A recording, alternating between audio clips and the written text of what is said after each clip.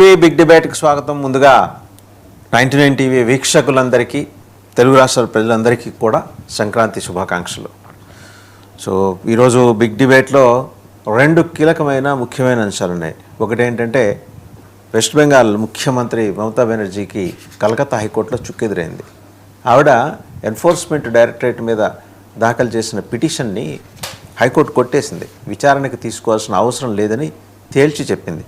ఎందుకంటే enforcement directorate ఒక తనకు సంబంధించి తాను ఏం స్వాధీనం చేసుకున్నాం, ఏం స్వాధీనం చేసుకోలేదు, డీటెయిల్ రికార్డు సమర్పించిన తర్వాత అది పరిశీలించిన హైకోర్టు ఈ నిర్ణయం తీసుకుంది. అయితే సుప్రీంకోర్టులో ఈరోజు అదే అంశానికి సంబంధించి, అంటే వేరు అనుబంధ అంశాలకు సంబంధించి కేసు ఈరోజు ఉంటుంది.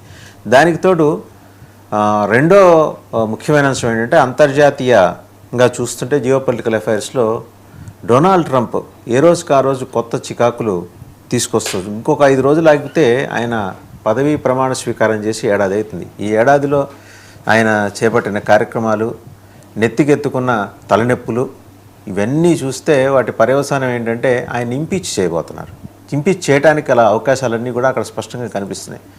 అలాగే ఫెడరల్ కోర్టు జడ్జెస్ మీద ఆయన చేసిన కామెంట్స్, అలాగే జడ్జిలు న్యాయమూర్తులు డొనాల్డ్ ట్రంప్ మీద చేసిన అబ్జర్వేషన్స్, ఇవన్నీ చూస్తుంటే ఇంపీచ్మెంట్ తప్పదేమో మధ్యంతర ఎన్నికల లోపల అనే ఒక అభిప్రాయం కలుగుతుంది. ఈ అంశాలకు సంబంధించి బిగ్ డిబేట్లో మనతో పార్టిసిపేట్ చేస్తున్నారు డాక్టర్ పెంటపాటి పుల్లారావు గారు, జియోపొలిటికల్ అఫైర్స్ ఎక్స్పర్ట్. నమస్తే డాక్టర్ పుల్లారావు గారు. ముందుగా సంక్రాంతి శుభాకాంక్షలు. అలాగే పాపారావు గారు, పొలిటికల్ అనలిస్ట్, సీనియర్ జర్నలిస్ట్, వారికి కూడా నమస్కారం, సంక్రాంతి శుభాకాంక్షలు. ఇంకా పేకేటి ప్రసాద్ గారు, జియోపొలిటికల్ అఫైర్స్ ఎక్స్పర్ట్, వారు కూడా జాయిన్ అయ్యారు. సంక్రాంతి శుభాకాంక్షలు. To start with doctor Pullarao గారు, చూశారు కదా నిన్న కలకత్తా. సో పుల్లారావు గారు మరి కాసేపట్లో జాయిన్ అవుతారు. పాపారావు గారు, చూశారు కదా నిన్న కలకత్తా హైకోర్టు ఎటువంటి అబ్జర్వేషన్ ఇచ్చిందనేది.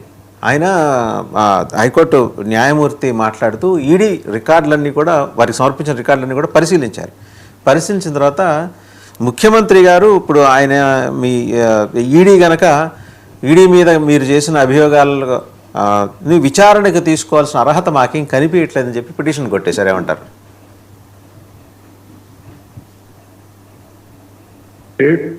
యాక్చువల్ రికార్డ్స్ ఏదైతే ఉన్నాయో ఈ మమతా బెనర్జీ క్లైమ్ ఏంటంటే మా పార్టీకి సంబంధించినటువంటి అంశాలు కూడా ఉన్న ఫైల్స్ దానిలో ఉన్నాయనేది ఆమె.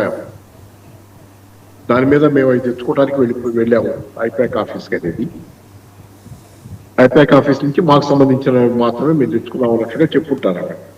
మరి ఏదేమైనా ఏంటంటే ఇక్కడ కోర్టు పరిశీలించిన మీద ఆ డాక్యుమెంట్స్ లో మమతా బెనర్జీకి ఇంట్రెస్ట్లకు సంబంధించిన ఏమీ లేవని భావించి ఉండొచ్చు. కాకపోతే ఇక్కడ ప్రశ్న ఏంటంటే, ఆ రైడ్ జరిగిన ఆఫీస్ అనేది, ఐపాక్ ఆఫీస్ అనేది ఎక్కడి నుంచి అయితే ఐపాక్ సంస్థ మమతా బెనర్జీ తాలూకు అడ్వైజరీ అంటే కన్సల్టెన్సీ కార్యక్రమాలు చేస్తుందో, టీఎంసీ పార్టీకి కన్సల్టెన్సీ చేస్తున్నటువంటి ప్లేస్. ఆ ప్లేస్ లో ఖచ్చితంగా టీఎంసీకి సంబంధించిన డాక్యుమెంట్స్ కూడా చాలా ఉంటాయి, వివరాలు. అంటే మన డిజిటల్ గా కానీ లేకపోతే ఫిజికల్ గా కానీ చాలా ఉండే అవకాశం ఉంది. సో వాటిని జనరల్ గా పార్టీలు ఇప్పుడు ఎట్లా అయిందంటే, దీనికి లాట్ ఆఫ్ ఎత్తు పై ఎత్తు అయింది. రాజకీయాలు గతంలో లాగా అంత ట్రాన్స్పరెంట్ గా ప్లెయిన్ గా మేనిఫెస్టోలు ప్రజల ముందు పెట్టడానికి, కానీ దాని వెనక మేనిఫెస్టోగా చాలా కనపడినటువంటి కుట్రలు కుహాకాలు నడుస్తున్న కాలం ఇది ప్రస్తుతం ఎన్నికల్లో.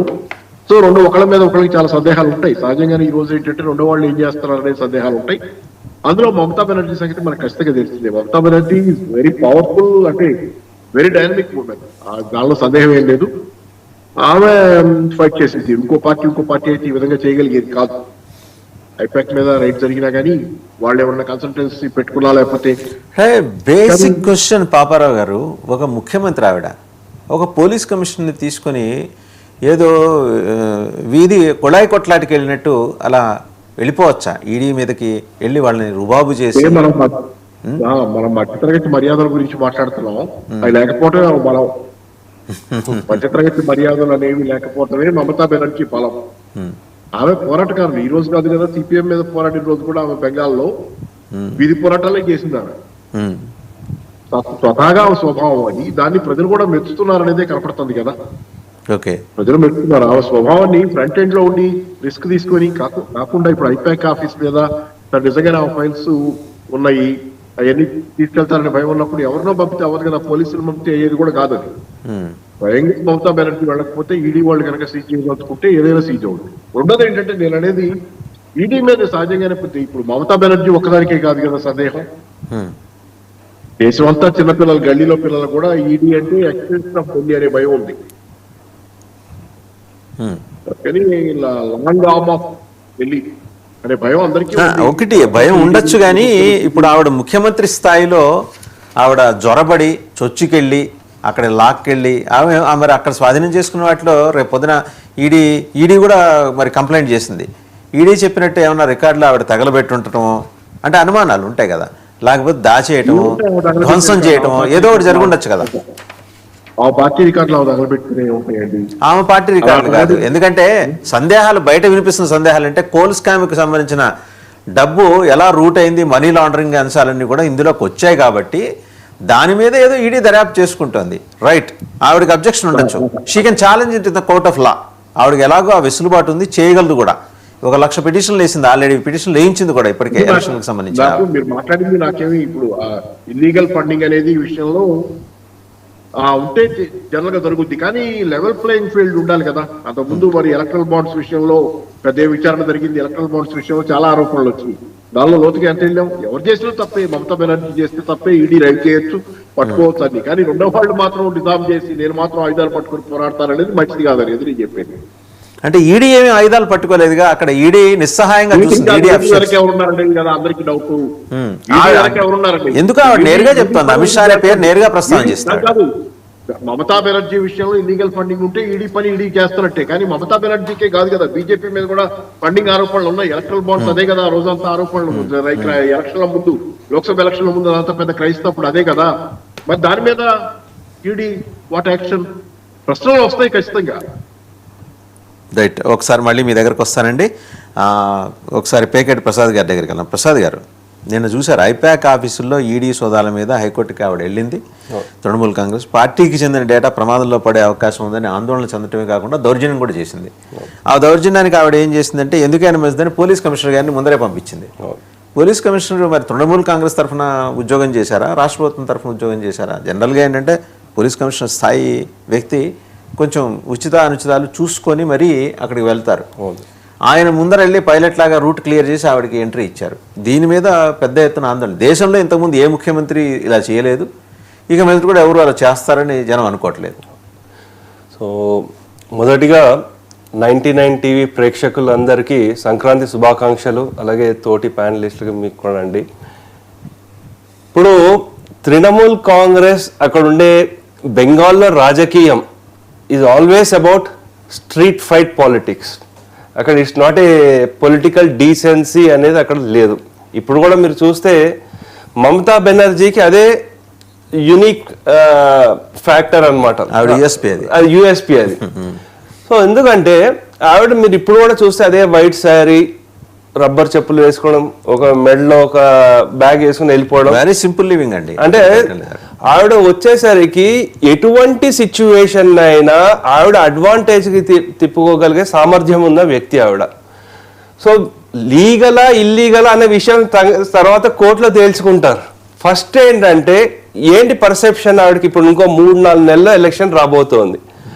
ఆ సమయంలో ఆవిడకి ఏంటి, మళ్ళీ ఇప్పుడు 3rd టర్మ్ వస్తుంది అంటే యాంటీ ఇన్కంబెన్సీ బాగా పెరుగుతోంది. సో దానికి తోడు లా అండ్ ఆర్డర్లు, రేప్ కేసులు ఇవన్నీ కూడా పెరుగుతున్నాయి. వీళ్ళు కూడా సెంట్రల్ నుంచి స్ట్రాటజీ మార్చారు. ఇది వరకు బీజేపీ నుంచి ఎక్కువ మోదీ ఫోకస్ ఉండి మమతా బెనర్జీ అంటే మోదీ వర్సెస్ మమతా బెనర్జీ కేసు, ఆ స్ట్రాటజీని చేంజ్ చేసుకుంటూ వెస్ట్ బెంగాల్ని బెంగాల్ని 6 ప్రాంతాలుగా డివైడ్ చేసుకుంటూ ఆన్ ద గ్రౌండ్ వర్క్ చేసుకుంటూ వెళ్ళిపోతున్నారు. అటువంటి సందర్భంలో వీరికి ఏదో ఒక కొత్త ట్రిగరింగ్ ఉండాలి ఫ్యాక్టర్. ఫ్యాక్ట్స్ పక్కన పెట్టండి, పాలిటిక్స్ లో especially timing and perception are more important.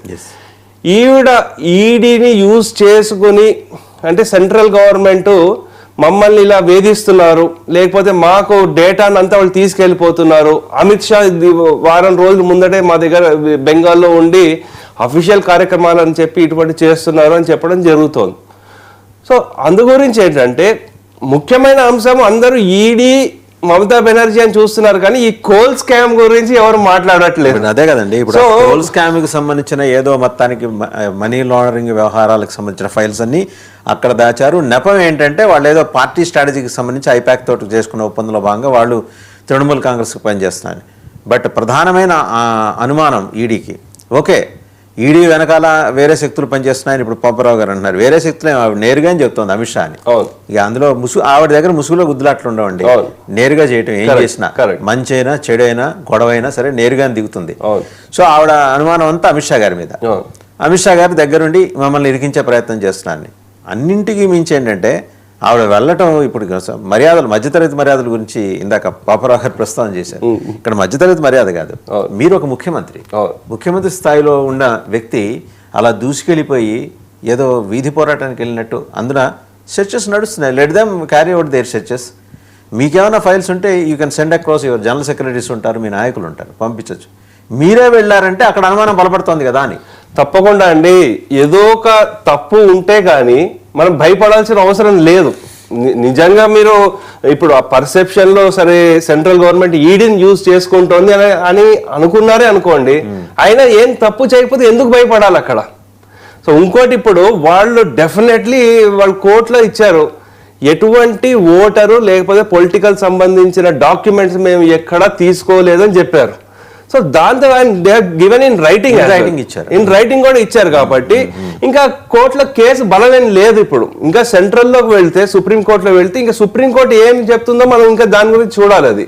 So ఇది మనకి యాక్చువల్లీ ఈ ఐపాక్ సంస్థ మనీ లాండరింగ్ చేశారు, ఎస్పెషల్లీ గోవా ఎలక్షన్స్ లో అనే దానికి. అంటే అక్కడ ఇల్లీగల్ కోల్ మైనింగ్ జరిగినప్పుడు ఆ డబ్బుల్ని వీళ్ళు మనీ లాండరింగ్ చేశారు. యాక్చువల్లీ ఈ తృణమూల్ కాంగ్రెస్ ని నేషనల్ పార్టీ చేయాలని అప్పుడు విశ్వ ప్రయత్నం చేశారు. గోవాలో కూడా చాలా ఫండింగ్ చేశారు. అక్కడ ఫార్మర్ చీఫ్ మినిస్టర్ ని తృణమూల్ కాంగ్రెస్ లో తీసుకొచ్చి చాలా ప్రయత్నాలు చేశారు. Of course as a political party మనం ఇక్కడ కూడా కొన్ని లోకల్ పార్టీలు చూసాము. టిఆర్ఎస్, బిఆర్ఎస్ ఎలా నేషనల్ ఆస్పిరేషన్ ఉండడం తప్పులేదు, కానీ చట్ట వ్యతిరేకంగా పనిచేయడము, దానికి సంబంధించిన డీటెయిల్స్ అవన్నీ బయటికి రావడం, దాని మీద దర్యాప్తు జరుగుతుంటే అడ్డుకోవడము, అది తప్పు అక్కడ. సార్ చాలా పాపరావు గారు చాలా క్లియర్గా కలకత్తా హైకోర్టు ఏం చెప్పిందంటే, the Calcutta high court while hearing the matter recording the IPAC raids in Kolkata on Wednesday disposed of Trinamool Congress plea which sought the protection of the data allegedly seized by the probe agency during the January 8th searches against the political consultancy firm. Court ఏం చేసింది, the court recorded the ED's categorical statement that nothing was seized during the searches conducted at the premises linked to the consultancy firm. చాలా క్లియర్గా చెప్పింది. ఇప్పుడు ఆవిడకి ఏమి రాజకీయంగా ఆవిడ ఏ పోరాటమైనా చేయొచ్చండి, ఎందుకంటే she has that Liberty. She is chief minister, she is a powerful leader, అందులో అన్పారలల్ లీడర్, అందులో ఎవ్వరికి ఎలాంటి సందేహాలు లేదు.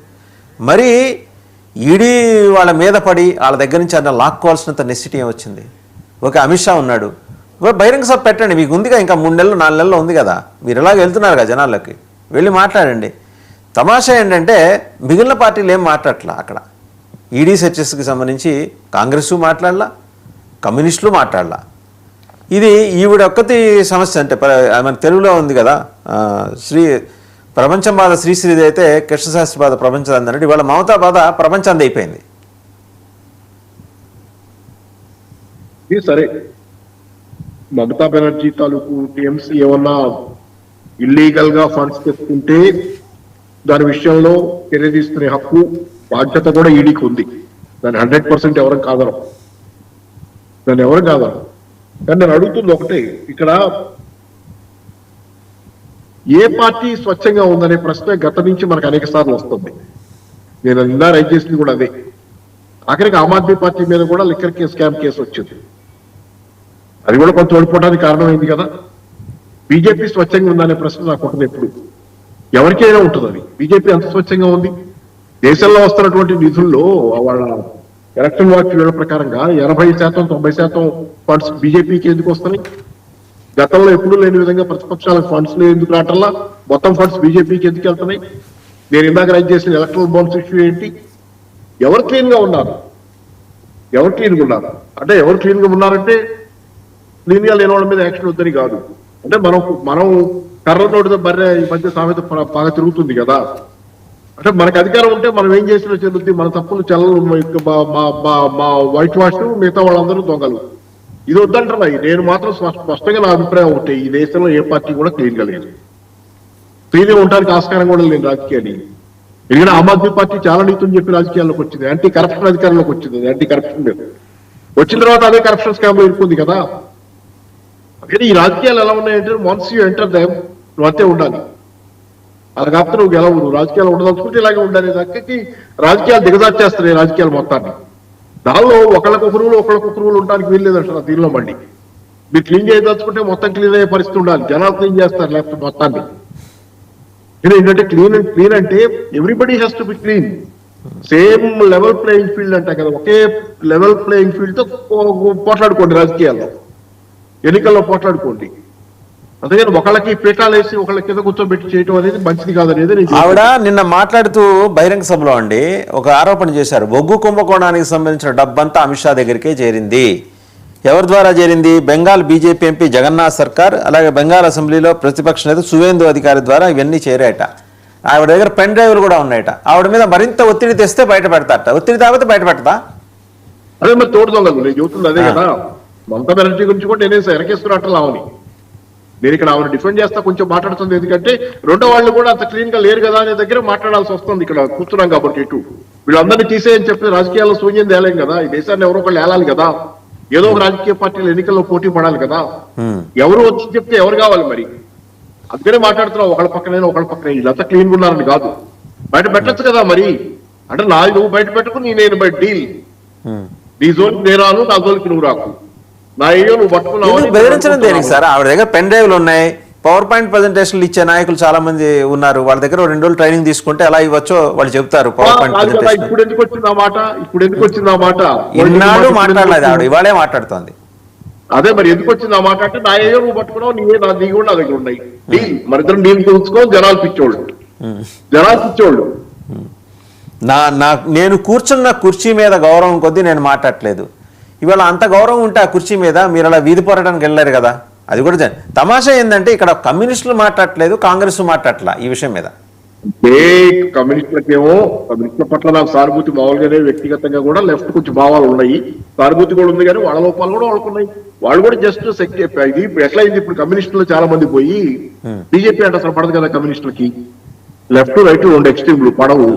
కానీ లెఫ్ట్ లో ఉన్న చాలా మంది పోయి బీజేపీ సిపిఎం ఓడిపోయిన తర్వాత లెఫ్ట్ వాళ్ళు సిపిఎం వాళ్ళు చాలా మంది పోయి మమతా బెనర్జీతో కొట్లాడలేక ధాటికి నిలబడలేక బీజేపీలో చేరారు. ఇదే పద్ధతి. మీకు రాజకీయాలు ఉంటే చేసే పద్ధతేనా? మీకు ఐడియాలజీ ఉంటే నిలబడి పోరాడండి. అంతేగాని ఎట్లాగైనా కక్ష తీర్చుకోవాలి మమతా బెనర్జీ అనే దాని మీద వెళ్ళిపోయి.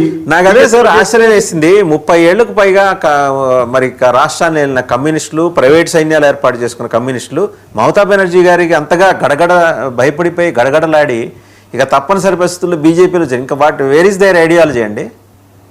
అంటే టాప్ లీడర్షిప్ ఏమి కరప్ట్ కాదు. నాకు తెలిసినంత వరకు బెంగాల్లో ఆ రోజు ఉన్నటువంటి ఏళ్ళ పాలించిన కాలంలో టాప్ లీడర్షిప్ కరప్షన్ అయితే కనుక చాలా కేసులు వచ్చాయి. ఇప్పుడే వాళ్ళు చాలా మంది జైల్లో కూడా ఉండేవాళ్ళు.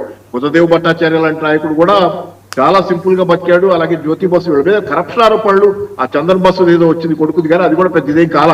ఓవరాల్ గా కరప్షన్ ఆరోపణలు ఉంటే ఈ పార్టీకి పెద్ద రచ్చరచ్చ అయ్యేది, మమతాయి చేసేది.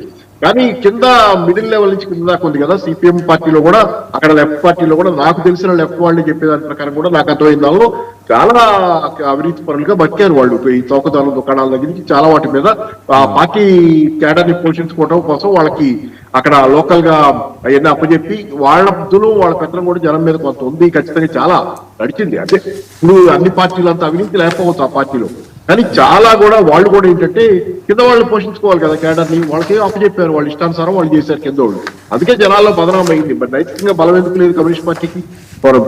ఎదురు తిరిగి ఎందుకు పోరాడలేకపోతుంది బెంగాల్లో అంటే ఆ కింద అంతా పోయింది, పైన నాయకత్వం మిగిలింది చాలా వరకు. కొంత కింద అంతా డొల్ల. ఏ పార్టీ మళ్ళీ కొత్తగా యూత్ ని ఆకట్టుకోవడానికి నానంత పార్టీ పడుతుంది. డొల్ల కాబట్టే కుప్పకూలిపోయింది అలా మమతా బెనర్జీ కేసెస్ అని. రైట్ సార్, ఒకసారి పెగట్ ప్రసాద్ గారి దగ్గరికి వెళ్ళాం. ఆవిడ మాట్లాడేప్పుడు నేను కూర్చున్న కుర్చీ మీద నాకు గౌరవం ఉంది కాబట్టి నేను నోరు ఇప్పటం లేదు, కానీ మరీ ఒత్తిడి తెస్తే బయట పెడతాను అంటే ఒత్తిడి తేకపోతే అంటే ఇప్పుడు డైరెక్ట్ సుప్రీంకోర్టు వెళ్తున్నారు కాబట్టి ఈ కమెంట్స్ తీసుకొని దీన్ని మేము క్విడ్ ప్రో ఎందుకు అనుకోకూడదు అని వాళ్ళు ఒక స్టేట్మెంట్ ఇచ్చారనుకోండి, అంటే నేను నీకు ఒక ఫేవర్ చేస్తాను, నువ్వు నాకు ఇంకో ఫేవర్ చేయి, లేకపోతే నీ జుట్టు నా చేతిలో, నా జుట్టు ఈ చేతిలో ఉంది కాబట్టి ఇద్దరం వదిలేసుకుందాము, లేకపోతే మనం ఒక ఒప్పందానికి వస్తున్నాం. ఇది సరైన కామెంట్స్ కాదు, ఖండించాల్సిందే అందరూ తప్పకుండా. అంటే రాజకీయాల్లో వాల్యూ బేస్డ్ పాలిటిక్స్ అయితే ఇప్పుడైతే ఎక్కడా లేవండి. So that every one has to agree. కానీ ఇక్కడ మనం చూస్తోంది ఏంటంటే ఆవిడ ఎక్స్ట్రీమ్కి వెళ్తాం. మామూలు లెఫ్ట్ రైట్ అన్నారు, సార్ చెప్పారు, కానీ ఈవిడ లెఫ్ట్ కాదు, ఈవిడ ఎక్స్ట్రీమ్ లెఫ్ట్కి వెళ్ళిపోతున్నారు. సో ఎక్స్ట్రీమ్ లెఫ్ట్ లో కూడా అపీస్మెంట్ లేకపోతే ఈ ఇల్లీగల్ బంగ్లాదేశ్ వాళ్ళని సపోర్ట్ చేయడము ఇటువంటివన్నీ కూడా సపోర్ట్ చేస్తున్నారు. కాబట్టి బహుశా బిఎల్ సంతోష్ గారు అన్నట్టున్నారు, ఈ బెంగాల్ ఎలక్షన్స్ ని మీరు స్టేట్ ఎలక్షన్స్ గా చూడకండి, ఇది సివిలైజేషన్ థ్రెట్, ఇది మన దేశానికి కూడా ప్రాబ్లం అవుతుంది. ఎందుకంటే బెంగాల్ నుంచి ఇల్లీగల్ మైగ్రెంట్స్, అంటే బెంగాల్ ఒక హబ్ గా తయారవుతోంది. మిగతా ఈవెన్ మనకి దక్షిణాదిన ఉన్న మనకి భాగ్యనగరంలో కానివ్వండి, ఈవెన్ బెంగళూరు ఇటువంటి ప్రాంతాల్లో కూడా చాలా మంది బంగ్లాదేశీలు వచ్చేస్తున్నారు. సో వాటిని కంట్రోల్ చేయాలి, మన నేషనల్ సెక్యూరిటీకి థ్రెట్ ఇది అని చెప్తున్నారు. కాబట్టి నేను అనుకోవడము బీజేపీ వాళ్ళు అక్కడ పవర్ గురించి ఎన్ని ప్రయత్నాలు చేయాలో లీగల్లీ అన్ని ప్రయత్నాలు చేస్తారు.